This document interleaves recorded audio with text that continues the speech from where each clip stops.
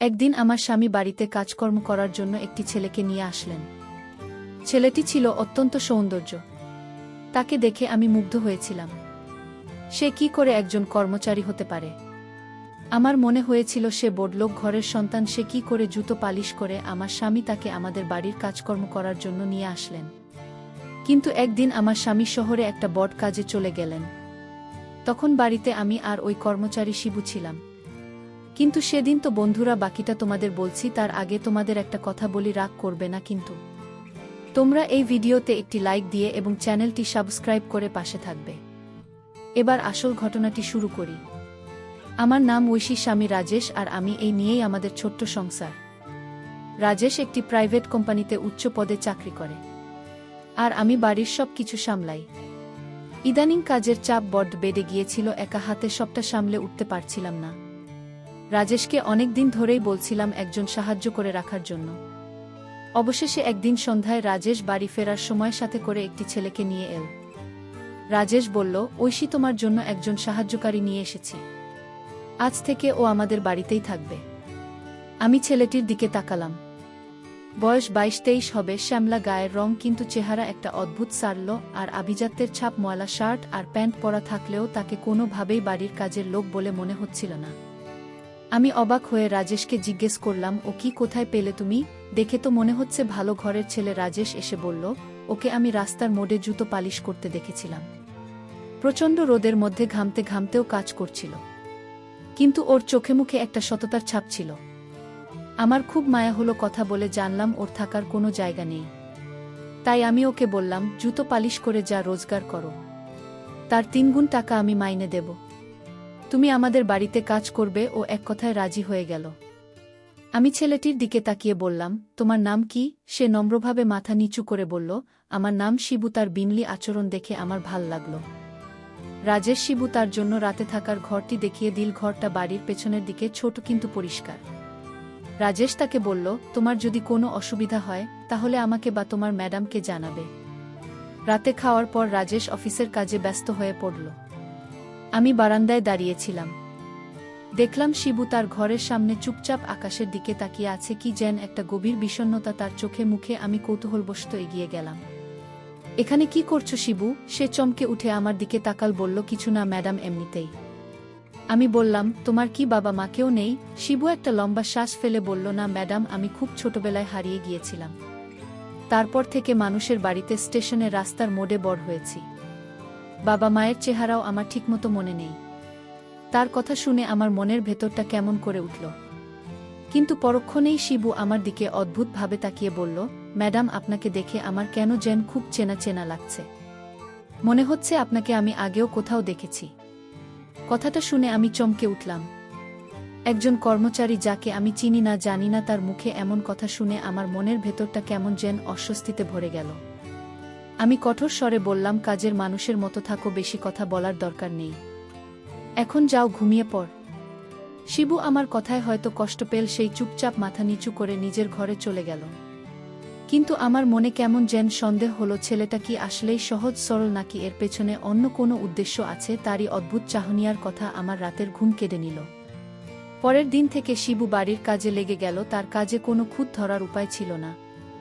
ঘরদোর ঝকচকে তকতকে রাখা, বাগান পরিষ্কার করা, বাজার করা, সব কাজ সে অত্যন্ত নিষ্ঠার সাথে করত। রাজেশ তো তার কাজে মুগ্ধ। সারাক্ষণ আমার কাছে শিবুর প্রশংসা করত, দেখেছ ঐশী, কি ভালো একটা ছেলেকে এনেছি, একেবারে হীরের টুকরো।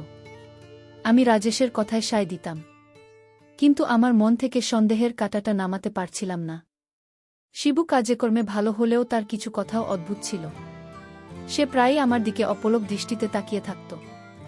আমি টের পেলেই সে চোখ নামিয়ে নিত। মাঝে মাঝে অনুমতি ছাড়াই বেশি কথা বলতো, যা আমার অস্বস্তি বাড়িয়ে দিত। একদিন দুপুরে আমি আমার পুরনো অ্যালবামগুলো দেখছিলাম। আমার ছোটবেলার ছবি, বাবা মায়ের সাথে তোলা ছবি। হঠাৎ পেছনে কারো উপস্থিতি টের পেয়ে ঘুরে তাকালাম। দেখি শিবু দরজার পাশে দাঁড়িয়ে আছে।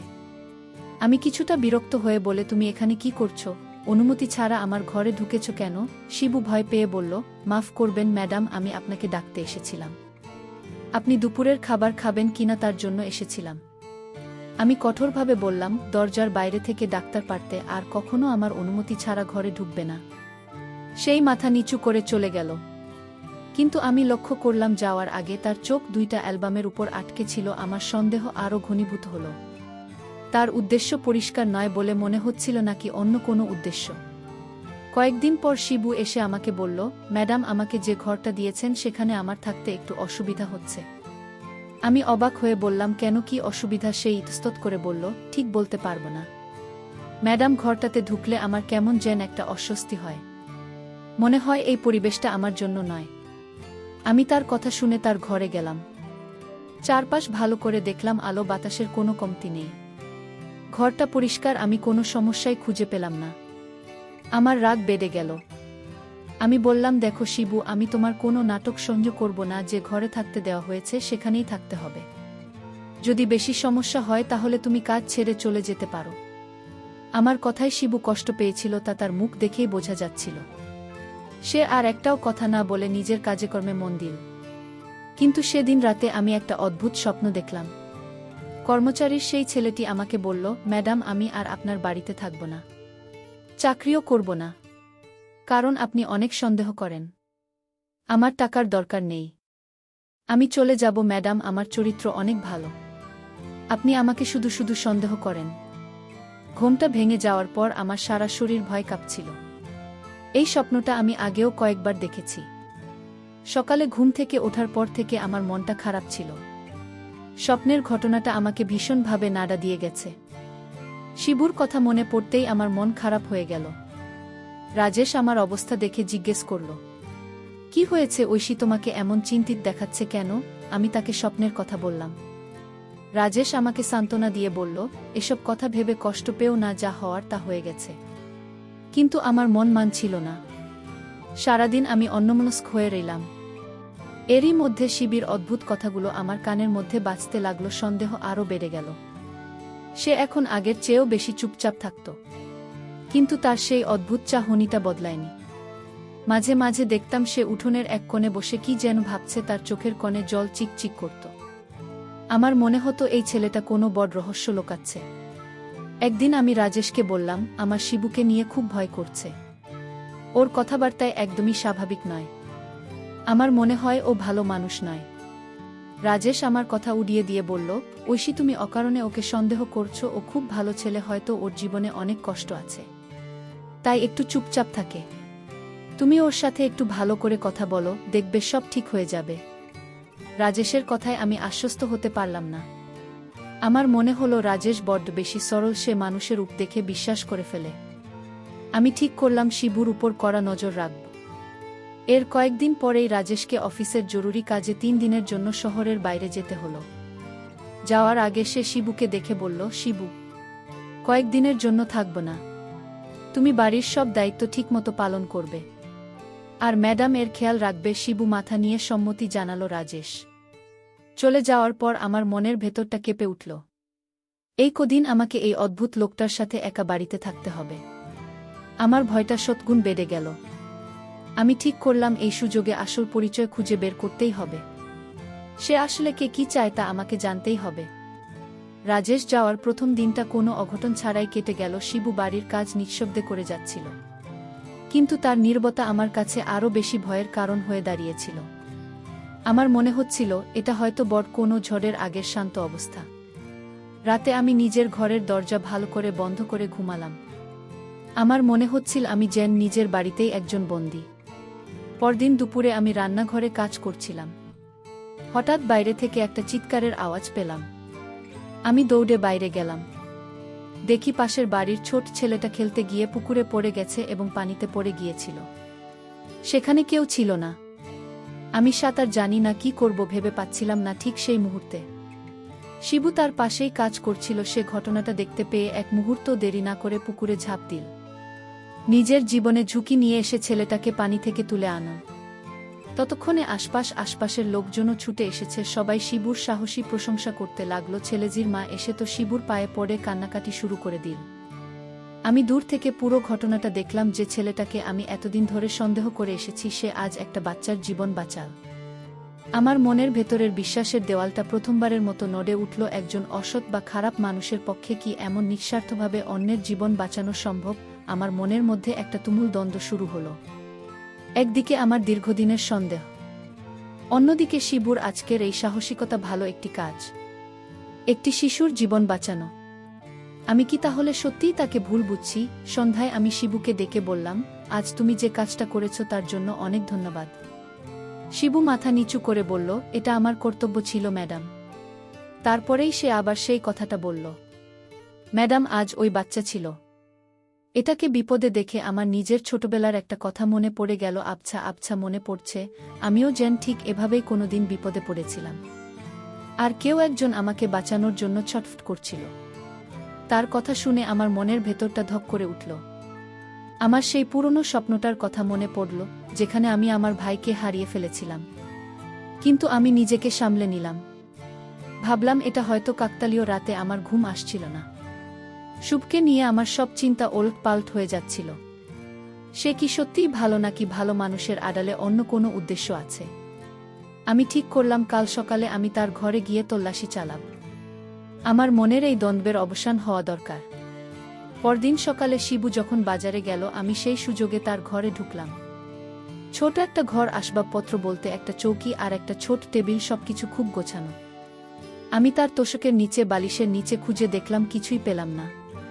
হতাশ হয়ে যখন ফিরে আসব, তখন টেবিলের উপর রাখা একটা পুরনো ময়লা কাপড়ের পুটলির দিকে আমার চোখ পড়ল। আমার হাত কাঁপছিল, এটা খোলা কি ঠিক হবে? কিন্তু আমার কৌতূহল আমাকে থামতে দিল না। আমি সাবধানে পুটলিটা খুললাম। ভেতরে একটা মাত্র জিনিস ছিল, একটা পুরনো বিবর্ণ হয়ে যাওয়া ছবি। ছবিটা হাতে নিয়ে আমি অবাক হয়ে গেলাম। আমার পায়ের নিচের মাটি সরে যাচ্ছিল, কারণ ছবিটা ছিল আমার ছোটবেলার ছবি। আর আমার পাশে দাঁড়িয়ে থাকা ছোট ছেলেটা সেই ছিল আমার হারিয়ে যাওয়া ভাই শুভ। আমার মাথা ঘুরছিল। আমি ছবিটা হাতে নিয়ে টলতে টলতে নিজের ঘরে ফিরে এলাম। আমার বিশ্বাস হচ্ছিল না এই ছবি শিবুর কাছে কি করে এলো। তাহলে কি শিবুই আমার হারিয়ে যাওয়া ভাই শুভ? আমার মস্তিষ্ক কোনোভাবে দুইটা বিষয়কে এক করতে পারছিল না। মনের ভেতরটায় আনন্দের চেয়েও বেশি ছিল বিস্ময় আর এক রাশ অপরাধবোধ। আমি সোফায় বসে কাঁপছিলাম। যাকে আমি এতদিন ধরে ভুল বুঝেছিলাম, তাকে অনেক কিছু ভেবে এসেছি, যার সাথে এত দুর্ব্যবহার করেছি, সে আমার নিজের রক্তের ভাই। আমি পাগলের মতো অপেক্ষা করছিলাম শিবুর বাজার থেকে ফেরার জন্য। প্রত্যেকটা মিনিট আমার কাছে একটা ঘন্টার মতো মনে হচ্ছিল। অবশেষে শিবু ফিরল। আমি তাকে দেখেই দৌড়ে তার সামনে গেলাম। আমার চোখ দিয়ে তখন অজরে জল পড়ছে। শিবু আমাকে ওই অবস্থায় দেখে ভয় পেয়ে গেল। সে জিজ্ঞেস করল, ম্যাডাম কি হয়েছে? আপনি কাঁদছেন কেন? আমি কি কোনো ভুল করেছি? আমি তার কথার উত্তর না দিয়ে কাঁপা কাঁপা আর্তে ছবিটা তার সামনে ধরে বললাম, এই ছবি তুমি কোথায় পেলে? শিবু ছবিটা আমার হাতে দেখে শিবু চমকে উঠল। তার মুখটা ফ্যাকাশে হয়ে গেল। সে মাথা নিচু করে বলল, ম্যাডাম এটা আমার কাছেই ছিল। এটা আমার দিদির ছবি। আমি যখন ছোট ছিলাম তখন দিদির সাথে এই ছবিটা তুলেছিলাম। কিন্তু একদিন একটা মেলায় গিয়ে আমি দিদির কাছ থেকে হারিয়ে যাই। তারপর থেকে এই ছবিটাই আমার একমাত্র সম্বল। আমি আর নিজেকে ধরে রাখতে পারলাম না। কান্নায় ভেঙে পড়ে বললাম, এই ছবিতে থাকা ছেলেটা কি তুমি? শিবু অবাক হয়ে আমার দিকে তাকিয়ে বলল, হ্যাঁ ম্যাডাম। আমি চিৎকার করে কেঁদে উঠলাম। বললাম, আর আমাকে ম্যাডাম বলিস না রে। আমি তোর দিদি, আমি তোর ঐশী দিদি, আর তুই আমার ভাই শুভ। শুভ অর্থাৎ শিবু। আমার কথা শুনে পাথরের মতো দাঁড়িয়ে রইল। তার চোখ দুইটা বিস্ময়ে বড় বড় হয়ে গেল। আমি কাঁদতে কাঁদতে বললাম, আমার সব মনে পড়েছে। ছোটবেলায় আমি তোকে মেলায় নিয়ে গিয়েছিলাম। আমার অসাবধানতার কারণে তুই ভিড়ের মধ্যে হারিয়ে গেলি। বাবা মা আর আমি তোকে কত খুঁজেছি। তুই আমাদের মায়ের পেটের আপন ভাই। শুভরও চোখ দিয়ে এবার জল গড়িয়ে পড়ল। গলায় বলল, দিদি তাই তো তোমাকে দেখে আমার এত চেনা মনে হতো। তোমার গলার স্বর, তোমার চোখ, সবকিছু আমার কাছে পরিচিত লাগতো। কিন্তু আমি কিছুতেই মনে করতে পারছিলাম না। আমি তোকে কর্মচারী ভেবে কত সন্দেহ করেছি, কত অপমান করেছি। ভাই তুই আমাকে মাফ করে দে। শুভ কেঁদে বলল, না দিদি তুমি কোনো ভুল করনি। আমার ভাগ্যটাই খারাপ। সেদিন আমাদের দুই ভাই বোনের কান্নায় বাড়ির দেয়ালগুলো যেন ভিজে গিয়েছিল। আমি সঙ্গে সঙ্গে বাবা মাকে ফোন দিলাম। তাদের জানালাম আমি আমাদের শুভমকে খুঁজে পেয়েছি। ফোনের উপাস থেকে বাবা মায়ের কান্নার আওয়াজ শুনতে পেলাম। বিশ্বাসই করতে পারছিলেন না। কয়েক ঘন্টা পর রাজেশও ফিরে এল। বাড়ির পরিস্থিতি দেখে সে অবাক হয়ে গেল। আমি যখন তাকে সবটা খুলে বললাম, তখন সেও আনন্দে আত্মহারা হয়ে গেল। আমি প্রথম দিনে বুঝেছিলাম তুমি কোনো সাধারণ মানুষ নাও। সেদিন বিকেলে আমি আর রাজেশ মিলে শুভকে নিয়ে আমাদের বাবা মায়ের কাছে গেলাম। এত বছর পর হারিয়ে যাওয়া ছেলেকে ফিরে পেয়ে তাদের যে আনন্দ, তা ভাষায় প্রকাশ করার মতো নয়। আমাদের পরিবার আবার সম্পূর্ণ হলো। আমি আমার স্বামীকে ধন্যবাদ জানালাম, আমার ভাইকে আমার কাছে ফিরিয়ে দেওয়ার জন্য। আমার মন থেকে সব সন্দেহ, সব অপরাধবোধ দূর হয়ে গেল। এখন আমার ভাই আমার পাশেই আছে। আমাদের পরিবার এখন অনেক হাসিখুশিতে আছে। বন্ধুরা, আজকের গল্পটি কেমন লাগলো তা অবশ্যই কমেন্ট করে জানাতে ভুলবেন।